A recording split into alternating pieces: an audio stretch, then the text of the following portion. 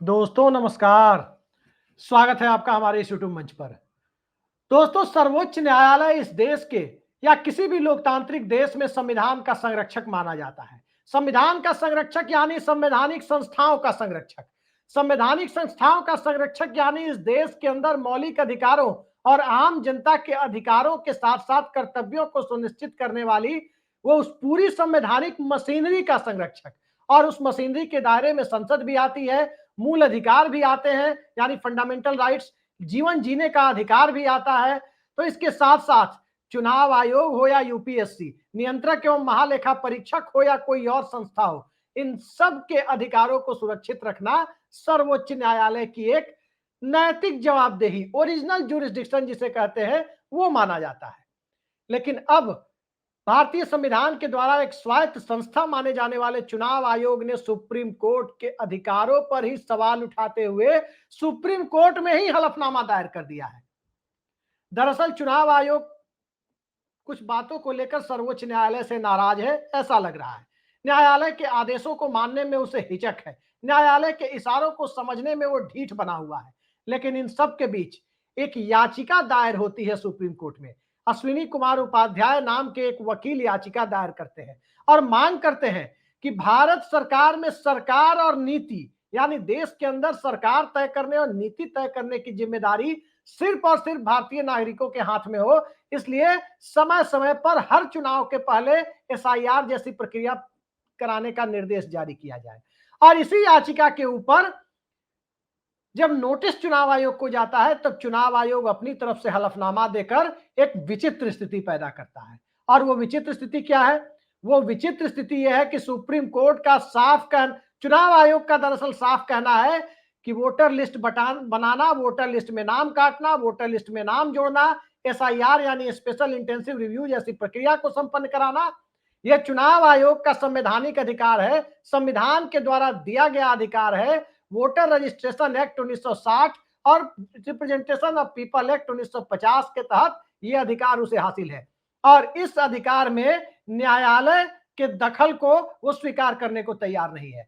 इसमें supreme court का कोई भी निर्देश आयोग के कामकाज में दखल की तरह माना जाएगा, ये अपने हलफनामे में सुप्रीम कोर्ट के सामने चुनाव आयोग ने कहा है।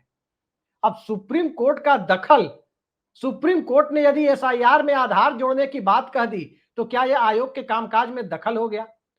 क्या आयोग इतना सर्वशक्तिमान हो गया कि सर्वोच्च न्यायालय ही उसमें कुछ कह नहीं सकता? सर्वोच्च न्यायालय सरकार के कामकाज में कुछ कह सकता है? सर्वोच्च न्यायालय के इतने अधिकार हैं कि सर्वोच्च न्यायालय इस देश में संविधान संशोधन तक को निरस्त कर सकता है यदि वो संवैधानिक नहीं है तो। और सर्वोच्च न्यायालय नागरिकों की मूल अधिकारिता को सुनिश्चित करने के लिए किसी भी संस्था को किसी भी तरह के रिट के ऊपर आदेश दे सकता है, सुओ मोटो भी यानी स्वतः संज्ञान भी ले सकता है। लेकिन सुप्रीम कोर्ट को यह कहा जाए कि सुप्रीम कोर्ट अनावश्यक दखल ना दे, सर्वोच्च न्यायालय अनावश्यक दखल ना दे और चुनाव आयोग अपना काम उसे करने दे, तो क्या इसे धृष्टता नहीं मानी जाएगी? एक वाकया सुनाता हूं। यह वाकया है 1993 का। नरसिम्हा राव की सरकार थी कांग्रेस में, केंद्र में कांग्रेस पार्टी की ही सरकार थी। और उस सरकार के समय देश के मुख्य चुनाव आयुक्त थे टीएन शेषन। टीएन शेषन और राजनीतिक दलों में ठनी हुई थी। टीएन शेषन का कहना था कि चुनाव आयोग भारतीय संविधान के अधीन है, न कि सरकार के अधीन है। चुनाव आयोग को उसी तरह की स्वायत्तता प्राप्त है, वो सरकार से बिल्कुल इतर है और उसी तरह की स्वायत्तता प्राप्त है जैसे सुप्रीम कोर्ट को है, जैसे नियंत्रक एवं महालेखा परीक्षक को है। सरकार के कुछ लोग इसे मानने के लिए तैयार नहीं थे, राजनीतिक दलों के लोग इसे मानने के लिए तैयार नहीं थे। टीएन शेषन सुप्रीम कोर्ट पहुंचे और खुला ऐलान प्रेस के सामने कर डाला कि जब तक सुप्रीम कोर्ट इस देश में चुनाव आयोग की संवैधानिक स्थिति का फैसला नहीं कर देता, तब तक इस देश में कोई चुनाव नहीं होंगे, कोई चुनाव मैं नहीं होने दूंगा। ये बात टीएन शेषन ने मीडिया के सामने कही थी। अंततः सुप्रीम कोर्ट ने टीएन शेषन की याचिका को सुना, चुनाव आयोग की याचिका को सुना, भारत सरकार की और राजनीतिक दलों की दलीलों को सुना और फैसला दिया कि चुनाव कराने के मामले में, स्वतंत्र और निष्पक्ष चुनाव कराने के मामले में चुनाव आयोग किसी भी तरह से भारत सरकार का अंग नहीं है, बल्कि वो भारतीय संविधान के अधीन एक स्वायत्त संस्था है। कहने का मतलब यह कि टीएन शेषन के स्टैंड पर अपनी मुहर लगाई। तो चुनाव आयोग को अपने अधिकारों को सुनिश्चित कराना हो तो वो सुप्रीम कोर्ट के पास जाए, और जब जनता के अधिकारों को सुनिश्चित करने के लिए सुप्रीम कोर्ट चुनाव आयोग को कोई निर्देश दे तो इसे अनावश्यक दखल माना जाए। ये भला कैसे हो सकता है? सर्वोच्च न्यायालय को कैसे कोई रोक सकता है कि वो दखल ना दे? आम बोलचाल की भाषा में कहें तो एफआईआर दर्ज करना तो थाने का अधिकार है। कोई व्यक्ति किसी थाने में रिपोर्ट लिखाने जाए, वो एफआईआर दर्ज कराने जाए, वो अधिकार तो एसएचओ का है, थाने में मौजूद दारोगा का है। लेकिन दरोगा यदि किसी का एफआईआर लिखने से मना करता है तो क्या आम नागरिक के पास चीफ जुडिशियल मजिस्ट्रेट यानी सीजेएम के पास जाने का अधिकार नहीं है? लोग जाते हैं और वहां से फटकार पड़ती है, तब जाकर एफआईआर दर्ज होती है। तो इसका मतलब क्या है कि कल को कोई एसएचओ ये कहने के लिए सुप्रीम कोर्ट पहुंच जाए कि चीफ जुडिशियल मजिस्ट्रेट अनावश्यक दखलंदाजी करते हैं, एफआईआर दर्ज करने का निर्देश वो नहीं दे सकते। यह बिल्कुल इसी तरह की दलील चुनाव आयोग के द्वारा दी गई है। राहुल गांधी वोट अधिकार यात्रा कर रहे हैं। राहुल गांधी वोटर लिस्ट में नाम जोड़ने घटाने की प्रक्रिया पर सवाल खड़े कर रहे हैं। संपूर्ण विपक्ष इस देश में मशीनी चुनाव व्यवस्था पर अलग से सवाल खड़े कर रहा है, बैलेट पेपर पर वापसी की मांग कर रहा है। लेकिन इन सब के बीच प्रक्रिया पारदर्शी हो, इलेक्टोरल बॉन्ड की डिटेल जनता के सामने आए, वहां चुनाव आयोग की दलीलें सुप्रीम कोर्ट में क्या होती थी? बिल्कुल उलट होती थी जो सुप्रीम कोर्ट का आदेश आया था उसके। शुरू में दलील दी जाती थी कि आम जनता को इससे मतलब नहीं है। दलील दी जाती थी कि इलेक्टोरल बॉन्ड में चंदा किसने दिया वो नाम बताने की जरूरत नहीं है। लेकिन सर्वोच्च न्यायालय ने कहा कि नाम बताना जरूरी है कि किसने किस पार्टी को कितने का इलेक्टोरल बॉन्ड खरीद के दिया, और वो देना पड़ा। स्टेट बैंक ऑफ इंडिया को भी फटकार लगी और चुनाव आयोग को भी फटकार लगी। और अब इस तरह की याचिका पर इस तरह का हलफनामा यदि सुप्रीम कोर्ट में दिया जाए तो न्यायालय इसे किस तरह लेगा, ये बहुत बड़ा सवाल है। आखिर इतनी मिर्ची क्यों लगी है आयोग को? राहुल गांधी के बयानों से, राहुल गांधी की यात्रा से, राहुल गांधी द्वारा एटम बम और हाइड्रोजन बम जैसे शब्दों का प्रयोग कर जिस प्रकार से चुनाव आयोग की कारगुजारियों को एक्सपोज करने की कोशिशें हो रही है, उससे या किसी और कारण से। 8 सितंबर को सुप्रीम कोर्ट ने कहा, आज ही जाकर कहा, पहले 2 बार सलाह के रूप में चुनाव आयोग को कहा कि आधार को भी एक वैधानिक दस्तावेज के तौर पर जो एसआईआर की प्रक्रिया में 11 डॉक्यूमेंट चुनाव आयोग ने रखे हैं उनमें 12वें डॉक्यूमेंट के तौर पर स्वीकार किया जाए। नहीं किया तब 8 सितंबर को, इसी 8 सितंबर को यानी 5 दिन पहले सुप्रीम कोर्ट ने आदेश दिया कि 12वां डॉक्यूमेंट मानना होगा। अब उसे डॉक्यूमेंट मानने की बात सुप्रीम कोर्ट ने कह क्या दी? क्या यह अधिकारों में दखल हो गया? सुप्रीम कोर्ट को इतने अधिकार हैं कि भारत सरकार को भी वो डांट लगा सकता है।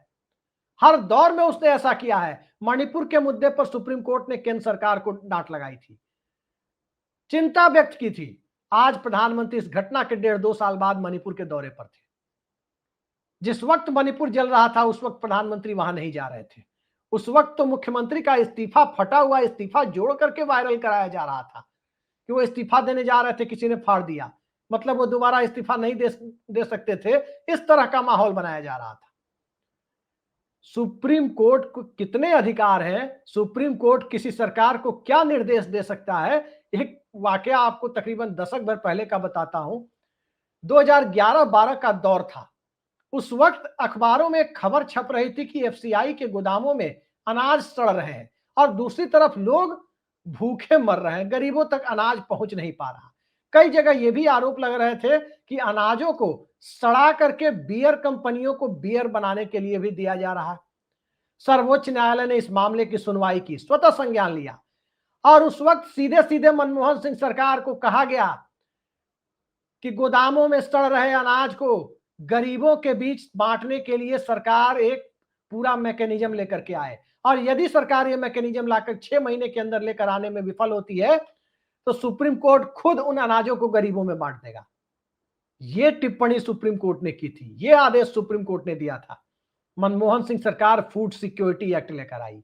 फूड सिक्योरिटी एक्ट यानी खाद्य सुरक्षा कानून, और वही फूड सिक्योरिटी एक्ट जो 2012-13 में पारित हुआ, 2014 में नरेंद्र मोदी सत्ता में आए और आज जो इस देश के 82 करोड़ लोगों को 5 किलो राशन मिल रहा है, वो उसी फूड सिक्योरिटी एक्ट का परिणाम है, जो सर्वोच्च न्यायालय के कड़े दिशा निर्देश के बाद सरकार को कानून बनाकर लागू करना पड़ा था।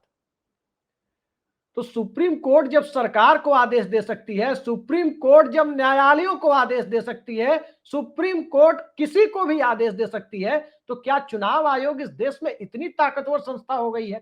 क्या चुनाव आयोग और ज्ञानेश कुमार और उनकी बाकी दो लोगों की जो मंडली है, त्रिमूर्ति है, क्या वो इतनी ताकतवर हो गई है कि जैसे राहुल गांधी के सामने कुछ भी आए बाएं साएं बोल जाती है, प्रेस कॉन्फ्रेंस करके राहुल गांधी को झूठा साबित करने की कोशिश करती है, विपक्ष के आरोपों पर प्रेस कॉन्फ्रेंस करने बैठ जाती है, उसी तरह से सुप्रीम कोर्ट को भी जवाब देगी। यह बेहद गंभीर मुद्दा है, क्योंकि लोकतंत्र में संवैधानिक संस्थाओं की आपसी तालमेल, संवैधानिक संस्थाओं के द्वारा एक दूसरे के प्रति परस्पर सम्मान जताने की प्रवृत्ति, इसी के साथ एक सफल लोकतंत्र की बुनियाद पड़ती है। लेकिन यहां तो सुप्रीम कोर्ट ने सजेशन के रूप में, सलाह के रूप में आधार जोड़ने को कहा, आयोग ने नहीं माना। आदेश के रूप में कहा तो अब मिर्ची लग रही है। और अब जो हालात बने हुए हैं, उस हालात में अश्विनी कुमार उपाध्याय नाम के एडवोकेट ने जो एसआईआर पर याचिका दायर की और एसआईआर की बात कही, उसके जवाब में जिस तरह की बातें कि अनावश्यक दखल माना जाएगा, वोटर लिस्ट में नाम जोड़ने की प्रक्रिया और घटाने की प्रक्रिया में अनावश्यक दखल माना जाएगा यदि न्यायालय कोई आदेश देती है, तो इसके बाद कई सारे मूलभूत सवाल एक साथ उठ खड़े होते हैं। वो सवाल आखिर होते क्या है? आखिर सर्वोच्च न्यायालय को इस तरह का जवाब देने की हिम्मत कैसे हो गई आयोग की? लोकतंत्र में माना कि बहुत ताकत होती है, लेकिन लोकतंत्र में न्यायालय के आदेशों के ऊपर यदि किसी तरह की दिक्कत थी तो रिवीजन पिटीशन डाली जा सकती थी, अपील की जा सकती थी। लेकिन इस तरह से यह कहना कि अनावश्यक दखल माना जाएगा वोटर लिस्ट बनाने की प्रक्रिया में, इसका मतलब तो यही होता है कि चुनाव आयोग जिसका नाम चाहे काट दे और न्यायालय चुप रहे, जिसका नाम चाहे जोड़ दे न्यायालय चुप रहे, एक आदमी का नाम एक कंस्टिट्यूएंसी में 4 बार जोड़ दे न्यायालय चुप रहे, एक आदमी का नाम काट दे, उसके वोटिंग राइट्स को खत्म कर दे। उससे भी आगे जाकर के वीडियो फुटेज और वीडियो कॉन्फ्रेंसिंग जो होती है, जो वीडियो फुटेज वीडियोग्राफी होती है वोटर बूथों पर, उसे बहू बेटियों की प्राइवेसी से जोड़कर देने से मना कर दे और न्यायालय चुप रहे। क्या यही इसी तरह के अधिकारों को, इसी तरह के धौंस को चुनाव आयोग मानता है कि उस पर सुप्रीम कोर्ट चुपचाप बना रहे, चुप्पी साधे रहे? दरअसल आज इस तरह के जो हलफनामा दायर करने की कोशिशें हुई, या हलफनामा सुप्रीम कोर्ट में दायर किया गया और अधिकारिता तय करने की बात की गई, तो अधिकारिता के दायरे में चुनाव आयोग आ सकता है, अधिकारिता के दायरे में संसद आ सकती है, अधिकारिता के दायरे में केंद्र और राज्य सरकार आ सकती है, अधिकारिता के दायरे में यूपीएससी और राज्य लोक सेवा आयोग आ सकते हैं, अधिकारिता के दायरे में सूचना आयोग आ सकता है, अधिकारिता के दायरे में नियंत्रक एवं महालेखा परीक्षक आ सकता है। लेकिन अधिकारिता के दायरे का पाठ यदि सर्वोच्च न्यायालय को पढ़ाने की कोशिश की जाए, जो इस देश में अधिकारिता को सुनिश्चित कराने वाला एकमात्र संस्थान है और लोकतंत्र की सफलता की सबसे बड़ी गारंटी के तौर पर दिखाई देता है, तो निश्चित तौर पर उसे यदि पाठ पढ़ाने की कोशिशें हो रही है, तो यही माना जाएगा कि ज्ञानेश कुमार एंड मंडली को कहीं ना कहीं पीछे से कोई समर्थन तो नहीं हासिल है। आखिर बिहार में 24 जून को एसआईआर कराने वाला नोटिस क्यों निकाला गया, और चुनाव के पहले आनंद फानंद में एसआईआर की कोशिशें क्यों हुई? 65 लाख नाम जो काटे गए, कई सारे लोगों के नाम कटे, कई सारे जीवित लोगों को मृत बता दिया गया, और अजीत अंजुम जैसे कुछ पत्रकार जब जमीनी हकीकत दिखाने लगे तो उनके खिलाफ एफआईआर तक दर्ज कराई गई। तो आखिर कौन सी पर्देदारी आयोग चाहता था, और कौन सी पर्देदारी के ऊपर सुप्रीम कोर्ट की चुप्पी की सुनिश्चितता चाहता था?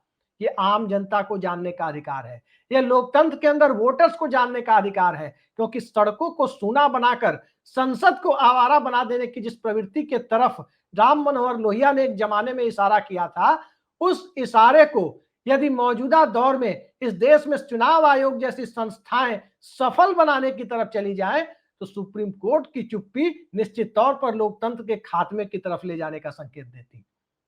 लेकिन अच्छी बात यह है कि सुप्रीम कोर्ट ने चुप्पी नहीं साधी, सुप्रीम कोर्ट ने आधार जोड़ने का आदेश दिया। यह भी कहा कि अंतिम समय सीमा यदि बिहार में एसआईआर की बीत जाती है, उसके बाद भी नाम जोड़ने की प्रक्रिया जारी रहेगी। नाम किसी का छूटना नहीं चाहिए, कोई लेजिटिमेट वोटर वंचित ना रहे, यह सुनिश्चित किया जाना चाहिए। और आधार कार्ड जो सर्वसुलभ डॉक्यूमेंट सबके पास है, उसके बिना उसको अलग करके किसी भी तरह की एसआईआर की प्रक्रिया को सुनिश्चित नहीं कराया जा सकता, सफल नहीं बनाया जा सकता। इस न्यायालय के ऑब्जर्वेशन और ऑर्डर के बाद कईयों को दिक्कत होना स्वाभाविक था, खासकर उन लोगों को जो वोटर लिस्ट में धांधली कराकर चुनाव जीतने की व्यवस्था में यकीन रखते हैं, जो चुनाव को अवैध तरीके से संपन्न कराकर चुनाव जीतने की प्रक्रिया में यकीन रखते हैं।